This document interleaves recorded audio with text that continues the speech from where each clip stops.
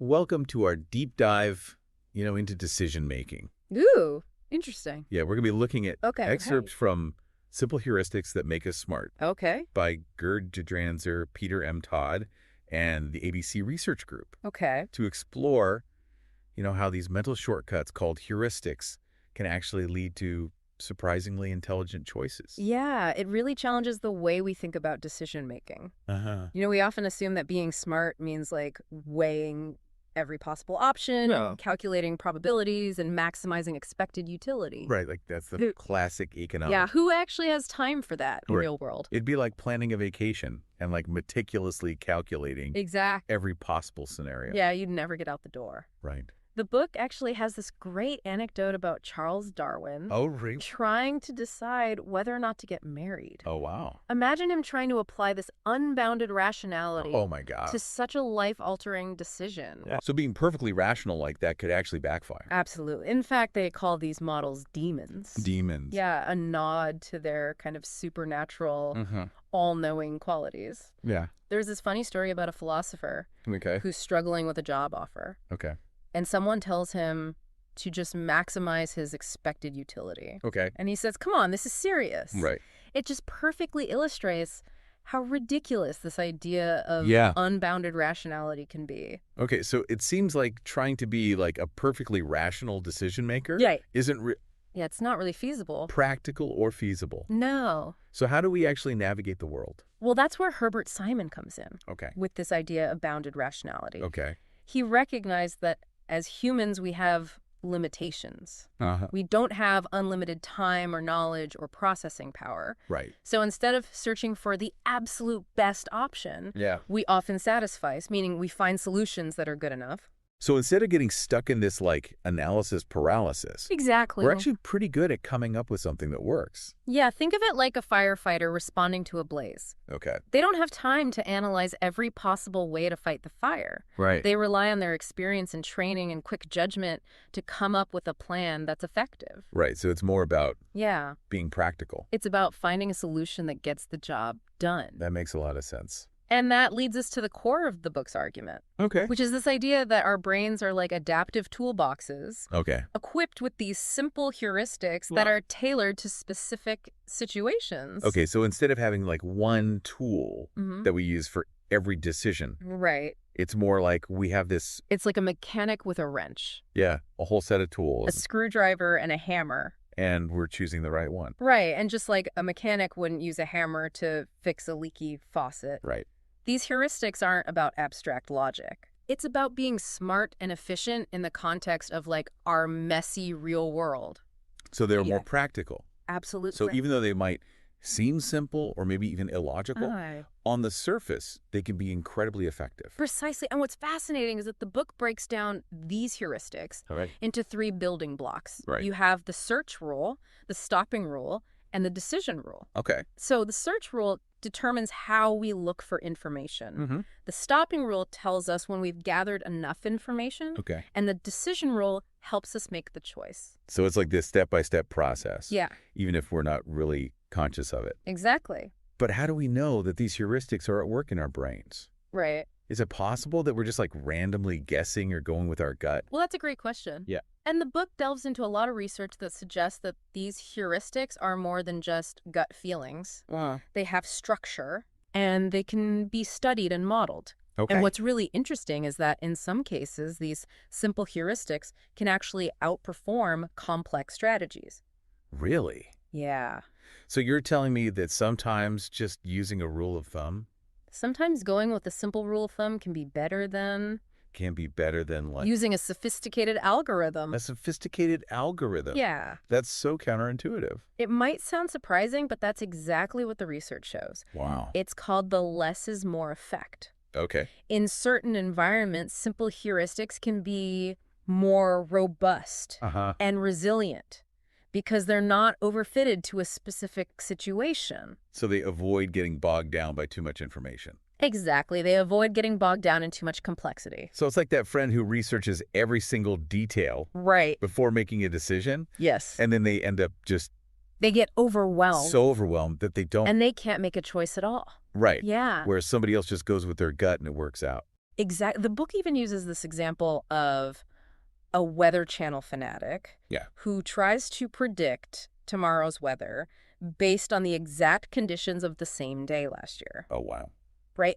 Their model is overly complex and tailored to a single instance, Right. making it useless in the face of the unpredictable nature of weather. Yeah. So a simpler approach, like just looking at the average weekly trends, Right. would likely be far more accurate. Okay, so there is power in simplicity. Absolutely. We've talked about bounded rationality. We've talked about this adaptive toolbox Yeah. filled with heuristics. Uh-huh. But the book also brings up these concepts of ecological and social rationality. All right. What are those? So this is where things get even more interesting. Okay. Ecological rationality recognizes that our heuristics aren't just about internal logic. They're shaped by the structure of the world around us. So the information that's available? The information available in the environment Okay. and how it's organized. Oh, yeah. And then social rationality adds another layer. Acknowledging that our decision-making is also influenced by our interactions with others. So it's not just like what's going on inside our head, Right. but how we're interacting with the world, the Exactly. people around us. It challenges this traditional view of fallacies or biases in our reasoning. Okay. What if these aren't actually flaws, Uh-huh. but clever adaptations that make sense in certain contexts? Okay, so we're reframing biases Yeah. as potentially useful. Exactly. Okay. The book argues that heuristics can lead to reasonable and even superior decisions when used in the right environment. Okay, this is really making me rethink, Yeah. like, all of my decision-making processes. Yeah. So we've got bounded rationality, we've got this adaptive toolbox, but what are some of these specific heuristics? Because the Right. book mentions a bunch of them. Yeah, it mentions a whole collection of these mental shortcuts, Yeah. each with its own unique approach. Okay, so what's one? One that really stands out is the recognition heuristic. The recognition heuristic. Okay, what is that? It basically suggests that sometimes not knowing something can actually be an advantage. Wait a minute. How can not knowing something be an advantage? Imagine you're trying to judge the population of two cities. Okay. Let's say New York City. Okay. And, I don't know, pick a smaller city you've never heard of. Asheville, North Carolina. Perfect. I've never been. Now, if you had to guess which city has a larger population, which would you choose? Yeah. Well, obviously New York City. Right. I mean, it's a major metropolis. Everybody's heard of it. Exactly. And you'd be right. But the interesting thing is, Yeah. the recognition heuristic suggests that your lack of knowledge about Asheville actually helped you make the correct decision. Wow. If you've only heard of one city, there's a good chance it's the larger one simply because it's more well-known. So sometimes ignorance can actually be helpful. Sometimes ignorance, or at least a lack of complete information, can actually guide us toward a better choice. Wow, that's pretty mind-blowing. Yeah, and the book gives a lot of examples of how this works in practice, especially when it comes to judging things like city populations. Okay, so that's one for the mental toolbox. What else? Another fascinating one is called Take the Best. Take the best. Now, this one might sound like a dating strategy, Right. but it's really about focusing on the first cue that clearly distinguishes between options. So instead of looking at every single factor, Right. we just pick the most important one. Yeah, the book uses this example of predicting the populations of German cities. Okay. Instead of looking at every possible factor, like geographic location, economic activity, historical data, Okay. Take the Best might just focus on something as simple as whether the city has a soccer team in the Bundesliga, Oh, wow. the top professional league. So if I wanted to quickly guess which German city is bigger, Yeah. I could just think, okay, well, which one has a Bundesliga soccer team? Exactly. And if you happen to know that Dortmund has a team and Cologne doesn't, you could reasonably guess that Dortmund is bigger. Oh, okay, and that would be accurate. And what's remarkable is that this simple heuristic focusing on just one cue can actually be surprisingly accurate in predicting city populations, Wow. even when compared to more complex methods that consider a multitude of factors. That's amazing. Yeah. So we've got recognition, we've got take the best. Right. What other tools are in this toolbox? There are many more, Yeah. each suited to different situations. Okay. There's quickest, which is all about using readily available information Okay. and our natural sense of numbers to make quick estimations. Uh-huh. And then there's categorization by elimination, Okay. where you start with a bunch of possibilities Okay. and rule them out one by one based on specific cues. So it's like a process of elimination? It's kind of like a detective solving a case. Okay, so like the book uses that bird watching example, right? Exactly. You're looking at different birds and you're saying, okay, well, this one's too big. Right? You eliminate based on size, color, habitat behavior Until you get to the right one. until you're left with the most likely candidate. And this is fascinating to me. Yeah. That these heuristics are so effective. They perform really well. They do. In a lot of cases, they can even outperform more complex algorithms. But how can we be sure that these simple heuristics are really driving our decisions? Right. Because, I mean, our brains are so complex. Yeah, the book even mentions Bayesian networks, Yeah, what are those? which sound very sophisticated. Yeah. Well, Bayesian networks are incredibly powerful. Okay. They're a computationally intensive way to model decision-making. So they're like a supercomputer for decision making. In a way, yes, but here's the kicker. Okay. In some cases, simple heuristics like take the best can perform almost as well as a sophisticated Bayesian network. Really? For instance, when it comes to predicting city populations, Okay. take the best can come surprisingly close to the accuracy of a Bayesian network, even though it relies on a much simpler approach. So our brains have evolved these elegant shortcuts. It's like to get to the same answer. Yeah, without needing all the computational heavy lifting. Without needing the supercomputer. Of a supercomputer, exactly. Wow, and it's not just about making choices, right? Right. The book also explores how heuristics play a role in other mental processes like memory and estimation. You're absolutely right. These heuristics aren't just limited to decision making. Okay. They pop up in all sorts of cognitive tasks. So I'm really curious to learn more about that. Yeah. How these heuristics work beyond simple choices. Absolutely. So we've been talking about how these simple heuristics can be surprisingly effective. Yeah. Sometimes even better than complex algorithms. Absolutely. It's remarkable. But also kind of makes me wonder, Yeah. like, if these heuristics are so powerful, Right. do we even need, like, complex reasoning and calculations? That's a great question. Are we overthinking things? It's something the book really challenges us to consider. You know, it doesn't say we should completely abandon Right. logic and probability, Yeah. but it does make a compelling argument for expanding our definition of rationality. So rationality is more like a spectrum. I think that's a great way to put it. Okay. Instead of thinking of it as this absolute rigid concept, Yeah. you know, it's more like different approaches can be more or less effective, Depending on the situation. depending on the situation. Exactly. And it's interesting to me that our brains Right. seem to be able to figure out which approach to use, Yeah. even if we're not really conscious of it. It's like we have this intuition, Yeah. you know, for when a simple heuristic is enough. Right.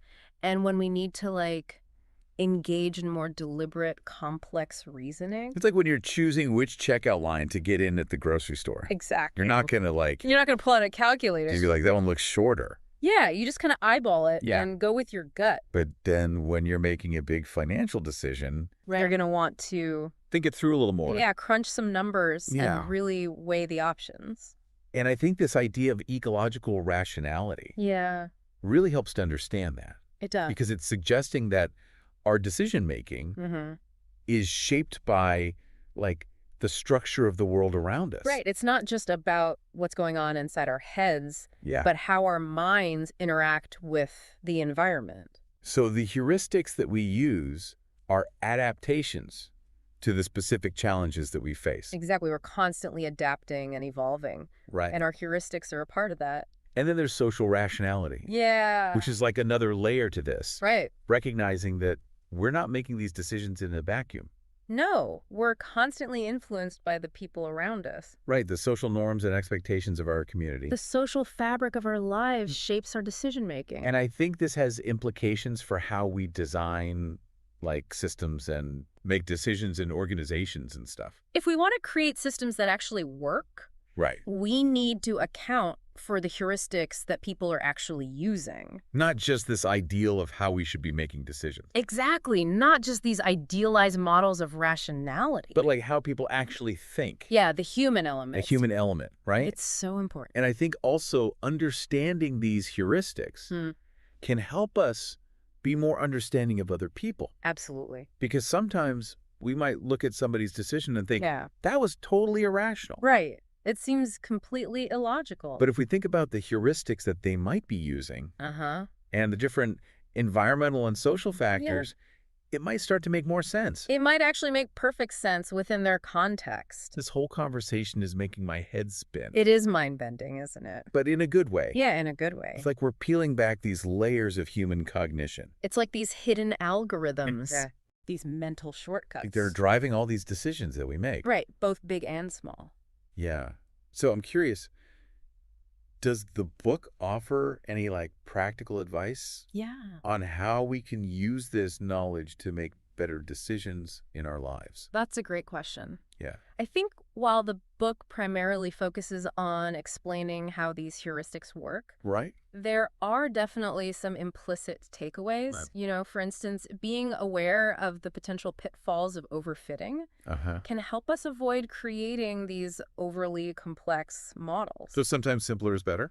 Sometimes simpler is better, exactly. Yeah, okay. And being mindful of the cues that we're relying on and the environments we're operating in can help us make more informed choices. So it's about understanding those tools in our toolbox. Right. If we understand the tools. And knowing when to use which one. We can use them more effectively. I'm also thinking about how this knowledge can help us be more forgiving of ourselves when we make mistakes. Yeah. Because we all fall prey to these biases. We all have biases. Right. And these heuristics sometimes. And we all use heuristics. But instead of beating ourselves up, it's an opportunity to learn and grow. Right.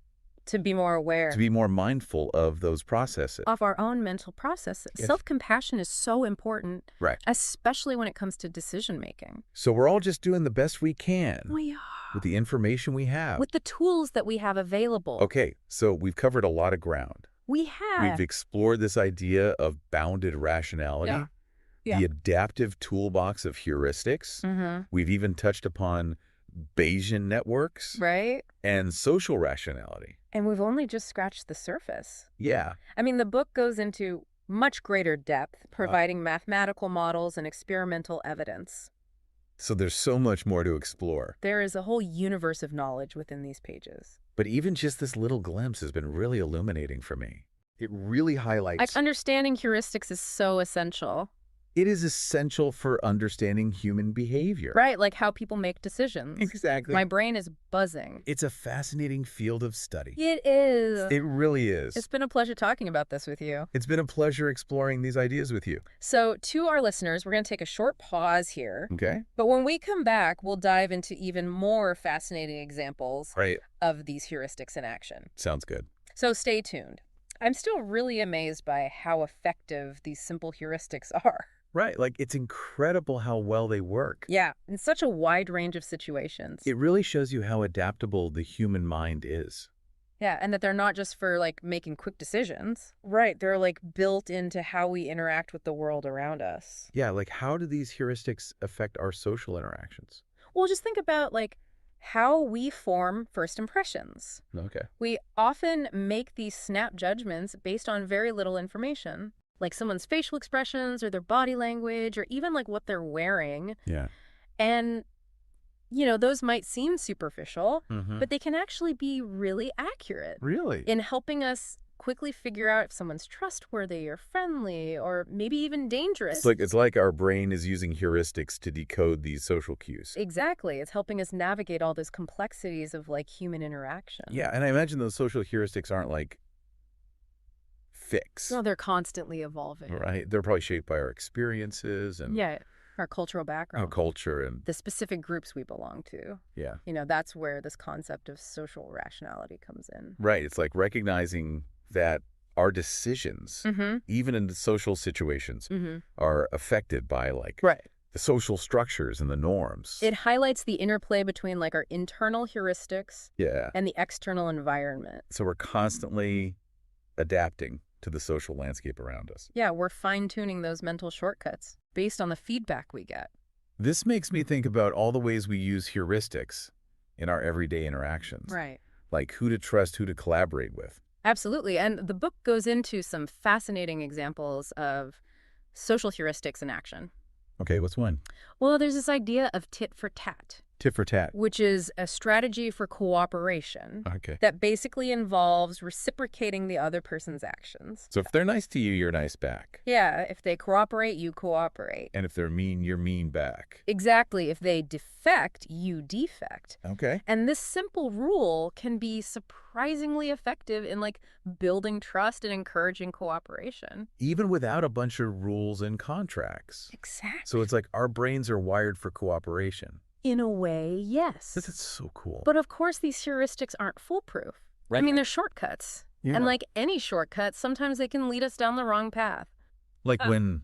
Well, like the availability heuristic, for example, can make us overestimate the likelihood of events that are easy to recall. Like if you just watched a shark attack movie. Exactly. You might be afraid to go swimming. Even though shark attacks are statistically very rare, right, your brain latches onto that vivid image and makes it seem much more common than it really is. So how do we, like, overcome those biases? Right. That's the big question. Is it even possible? You know, while the book doesn't offer a simple solution for eliminating biases altogether, it does suggest that understanding how these heuristics work can help us start to mitigate their negative effects. So by understanding them? Yeah, like by consciously seeking out different perspectives and challenging our own assumptions. So we can avoid those biases. Right. It's about becoming more aware of our own thinking, recognizing the potential pitfalls, and taking steps to counter them. Okay, so it's not like we're just robots being controlled by our heuristics. No, I wouldn't say that. We have some agency here. Yeah, the book emphasizes that while heuristics are powerful, we're not completely at their mercy. We can learn to override them? We can learn to recognize them. And understand their limitations and even develop strategies. To make better choices. To make more conscious and deliberate decisions. So we have this toolbox. Right. And we can choose which tool to use. Exactly. It's like that. It's an empowering message. It is. You know, understanding how our minds work can help us make choices that are more aligned with our values. Yeah, that's a great takeaway. Yeah. I really enjoyed this deep dive. It's been a pleasure exploring these ideas with you. This has been a fascinating journey into the world of heuristics. It really challenges our assumptions about rationality. It does. And shows us the power of simplicity. Power of simplicity, right? And ultimately, you know, it gives us a sense of agency over our own decisions. So to our listeners out there, we hope you enjoyed this deep dive. We hope it sparked your curiosity. And gave you some valuable insights. Into the amazing power of simple heuristics. Until next time, keep those minds curious. And those questions flowing. And we'll see you on the next deep dive.